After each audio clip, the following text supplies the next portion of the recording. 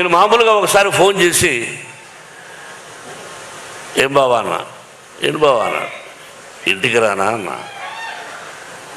Okay బావా రేపు రా అన్నాడు. ఏమైనా నేను ఒక పని మీద వస్తున్నాను, నువ్వు ఎస్ సార్ నువ్వు చెప్పవా అంతే. ఏంటి బావా అన్నాడు. ఏం కంగారు పడకని వెళ్ళాను. కూర్చొని ఈ పిక్చర్లో ఇన్ని రోజుల వేషం ఉంది, నువ్వు చేయవలసిన అవసరం లేదు. You are the top hero in India, one of the top hero in India, not only India, the world wide. అటువంటి గొప్పవాడు.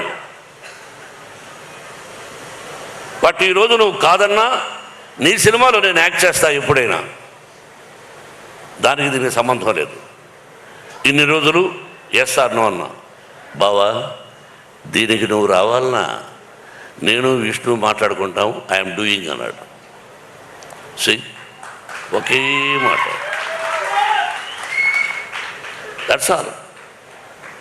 ఒకరోజు అలా వచ్చాడు, చేశాడు. ఇంతకంటే ఎక్కువ ప్రభాస్ గురించి చెప్పకూడదు.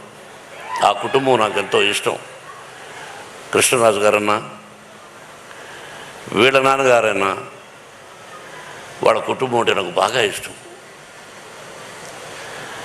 కాబట్టి ప్రభాస్ 100 సంవత్సరాలు ఆ షిరిడీ సాయినాథుని ఆశీస్సులతో, పరమేశ్వరుడి ఆశీస్సులతో క్షేమంగా ఉండాలని కోరుకుంటున్నాను.